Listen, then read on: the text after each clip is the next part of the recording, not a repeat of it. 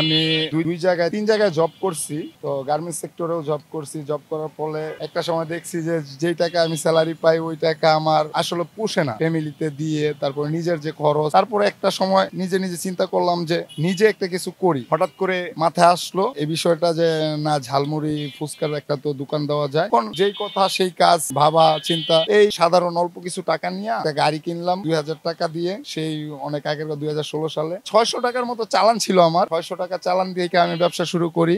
আর প্রথম দিন যখন মাল নিয়ে যাই আমি মাত্র ১৩০ টাকা বেচছিলাম। খুবই দুঃখজনক ব্যাপার। আমি তারপরও ওই জায়গাটা ছাড়ি নাই যে আমি এক জায়গায় দাঁড়াবো, একটা সময় আসবে। আমার দীর্ঘ বিশ্বাস ছিল যে একটা সময় আসবে যে আমি কখনো সফলতা অর্জন করতে পারবো ইনশাল্লাহ। আমি একটা সময় আমার কাস্টমার হবে এবং আমি খাবারের মানটা ওইভাবেই দেওয়ার চিন্তা করি, কাস্টমার যেন খায়া কোনো সমস্যা না হয়। এই ব্যবসা শুরু করে মোটামুটি ভাবে বেশ ১-১.৫ বছর ভালোই সেল করলাম। আস্তে আস্তে আমার সেলটা বাইরে গেল। তখন মালামালও লাগে প্রচুর। তো একসাথে এখন আগে যেমন ১,০০০ টাকার মাল কিনতাম, ১,৮০০-৯০০ টাকার মাল কিনে নিয়ে আসতাম, বিক্রি করতাম, তারপর আবার যায় নিয়ে আসতাম। কিন্তু এখন আর এই বিষয়টা লাগে না আমার। এখন মোটামুটি ভাবে আমি একবারে মাল কিনি। মুড়ি যেমন ৫০ কেজির বস্তা একবারে কিনি, হ্যাঁ, পুরো ময়দার বস্তায় কিনাম, একবারে কারিগরের দিয়ে দেয়, মাল দিয়ে দেয়, মাল কারিগর বানায়, আর আমি তো এখানে সেল করি। আর মশলাটাও সেম, মশলাটা সম্পূর্ণ আমার নিজের হাতের বানানো এবং আমি এটা আমার ছাড়া আর কেউ পারে না, ওইভাবে হয় না, আর কেউ দেখাও না। এটা আমার সিক্রেট মশলাটার কারণে মানুষ আসে। এবং মুড়িটা আলহামদুলিল্লাহ আমারটা আমি কি বলবো, মানুষ খায় বুঝতে পারবো যে হয় সেল আলহামদুলিল্লাহ ৫, ৬, ৫.৫ এরকম একটা সেল হয়। ৫ই আগস্টের পরে আর এটা সবাই জানেন আপনারা যে বেশ কিছু জায়গায় টাকা পয়সা দিতে হইতো, রাস্তায় দোকানদারি করলে কয়েকটা ধাপে টাকা দিতে হইতো, কিন্তু এই আগস্টের পরে থেকে এখন পর্যন্ত ১ টাকাও কাউরে দিতে হয় নাই। এখন আল্লাহর রহমতে এই দিকটা এই টাকাটাও এখন আমার সেফ। ব্যবসাটা আসলে আমার নিজের ধারণার থেকে আমি শিখছি। ব্যবসাটা পুরোপুরিটাই আমার নিজের থেকেই, নিজের মাথায় আইডিয়া আসলো। ফার্স্ট টাইম আমি এই মশলা বানাইতে যাই আমি দীর্ঘ ১০ থেকে ১২ বার মশলা আমি কড়াইয়ে পুড়া ফেলছি বা ফালাইয়া দিছি, এরকম অহরহ হয়েছে। ফালাইয়া দিছি, পুড়া ফেলছি, বানানো হয় নাই, আবার ট্রাই করছি, কিন্তু আমি হাল ছাইড়া দিই। আমি হাল ছাড়ার পাত্র ছিলাম না। আমার দৃঢ় বিশ্বাস ছিল যে জনপ্রিয় হবে, আসলে সহজ ছিল না। প্রথম অবস্থায় আমি ১৩০ টাকা আমার প্রথম দিন আমি প্রায় মোটামুটি ভাবে ৯০০ টাকার মতো চালান নিয়ে আমি বের হয়েছিলাম। তো ওই দিন আমি ১৩০ টাকা বিক্রি করছিলাম। তারপর আমি নৈরাশ হই নাই, মোটামুটি ভাবে আমি চালায় গেছি ওইভাবে। তো যেই জায়গায় আমি ১৩০ টাকা বিক্রি করছি ওই জায়গায় কোনো সময় আমি ৩,৫০০, ৪,০০০ টাকাও বিক্রি করছি। হয়তো বা ওই জায়গায় আমার পরিচিতিটা ছিল না, মানুষ জানতো না। আস্তে আস্তে মানুষ জানছে, দেখছে বা খাইছে, একজন আরেকজনের খবর দিছে, এইভাবে মানুষ আসছে আর কি। আইসা এখন আল্লাহর রহমত, আপনাদের দোয়া, ইনশাআল্লাহ আমার মুড়ির কথা আমি কি বলবো, মুড়ি এখন এখানে যারা খায় আমার কাস্টমার আছে, রেগুলার কাস্টমার। আর আইওবিটি কাস্টমার তো এগুলো সব রেগুলার কাস্টমারই। যারা খায় তারা বলতে পারবে যে মুড়ি কেমন হয়। আশেপাশের লোকজন কে কিভাবে দেখতো সেটা বড় বিষয় না। আমি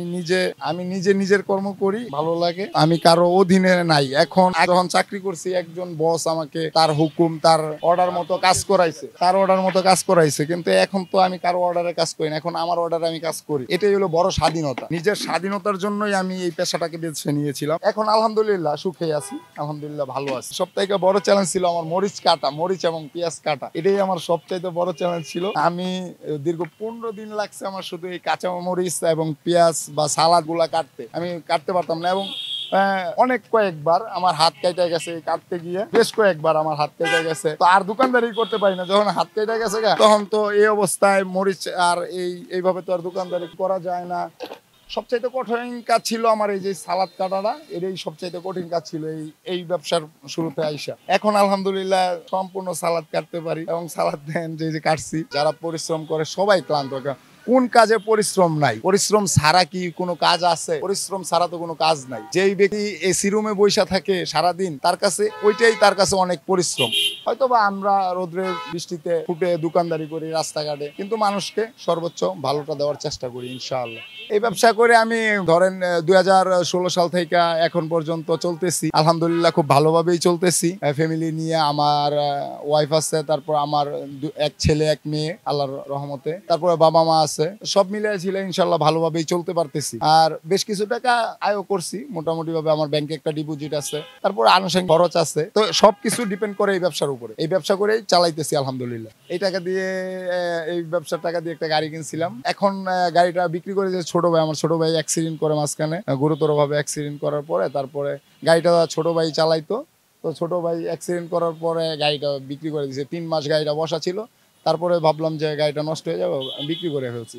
এখন সেই টাকাটা আছে অবশ্য, দেখি ঢাকার আশেপাশে নিয়ত আছে ইনশাআল্লাহ জমি ক্রয় করার জন্য, এবং ঢাকার আশেপাশে বাড়ি করব ইনশাআল্লাহ। আমার চিন্তাধারা আছে কোনো ভালো প্লেস বা হয়তো বা কলেজ স্কুলের বাচ্চাদের কাছে বিক্রি করাটা খুব টাফ। বাচ্চাদের কাছে বিক্রি করার চাইতে আমি মনে করি একটু বড় যারা আছে বা কলেজে বা ভার্সিটি এরিয়ায় যদি প্লেস মতো ভালো দোকান পাওয়া যায়, আমার একটা দোকান দেওয়ার ইচ্ছা আছে। আর দোকান দিলে এই খাবারগুলো দেখছি, আমি মাঝখানে দোকানও দিছিলাম, দোকান দিলে দেখছি যে দোকানে ঢুইকা আপনার মুড়ি খাইবো বা বেলপুরি খাওয়ার চাইতে আপনার এই ফুটপাতে বা স্ট্রিট ফুডের রাস্তায় যে স্ট্রিট ফুড গুলো আছে, যেমন যেভাবে আমরা বিক্রি করি, এইভাবে সেলটা হয় বেশি। কিন্তু দোকান দিয়ে আপনি ভালো একটা দোকান দিলেন, কিন্তু দোকানে কাস্টমার ঢুকে না, খুব কম। রানিং এ কাস্টমার চাহিদা বেশি, রানিং এ খায় বেশি। ব্যবসার মূল নীতি হচ্ছে ধৈর্য। ব্যবসা এরকম, এখন যদি বলতে চাই যে আমারে দেখা মোটামুটি ভাবে আমার এই মুড়ি বিক্রি করা দেখা মোটামুটি এই 10 বছর বা 12 বছরে আমি দেখছি না হলে 1000 দোকান দিছি। 1000 একটা টিকে নাই, হয়তো বা 1 সপ্তাহ বা 15 দিন বা 3 মাস 2 মাস কইরা বাদ শেষ। কিন্তু মূল কথা হলো ধৈর্য ধরে থাকতে হবে। খাবারের কোয়ালিটি কোয়ান্টিটি দুইটাই ঠিক রাখতে হবে। খাবারের কোয়ালিটি কোয়ান্টিটি, পরিষ্কার পরিচ্ছন্নতা থাকতে হবে, এটাই। খাবারের মানটা যেন ভালো হয়, খাবার যেন সুস্বাদু হয়, তাহলেই খাবে মানুষ। আলহামদুলিল্লাহ বলে যে আশেপাশে এরকম মুড়ি পাওয়া যায় না, খুব রেয়ার, এটাই বলে। তো আমিও দেখছি আশেপাশে আমি যেইভাবে মুড়িটা বানাই বা যেই কোয়ালিটি এবং কোয়ান্টিটিটা দেই, আশেপাশে এরকম ভাবে কেউ বিক্রি করে না বা দেয় না। আমার কথা হইলো ভাই আমি লাভ কম করব, হ্যাঁ সেল বেশি করব। মানুষ সারাদিনে ওই 2000 টাকা বিক্রি করে কেউ 2 কেজি শশা কিনে বা 1 কেজি শশা কিনে, আধা কেজি কাঁচামরিচ নিয়ে দোকানে আসে। আমি কখনো আধা কেজি কাঁচামরিচ কিনি না, আমি 5 কেজি কাঁচামরিচ কিনি। শশা কিনলে নর্মালি 10 কেজি বা 20 কেজি একবারে কিনি, ওইখান থেকেও আমার অনেক টাকা সেভিং হয়। 1 কেজি মাল কিনতে আপনি যে টাকা দিয়ে কিনবেন, 10 কেজি কিনলে কিন্তু তার চাইতে কম লাগবে। আর আমি এই পাশেই কামারপাড়া আড়তে থেকে মালটা নেই, আমার কস্টিংটা খুব কম হয়। ওই ব্যাপারে আমি মোটামুটি কাস্টমারের ভালো সার্ভিস দিয়ে চলে যেতে পারি মোটামুটি ভাবে। এখন ধরেন 20 লাখ টাকা আছে ক্যাশ।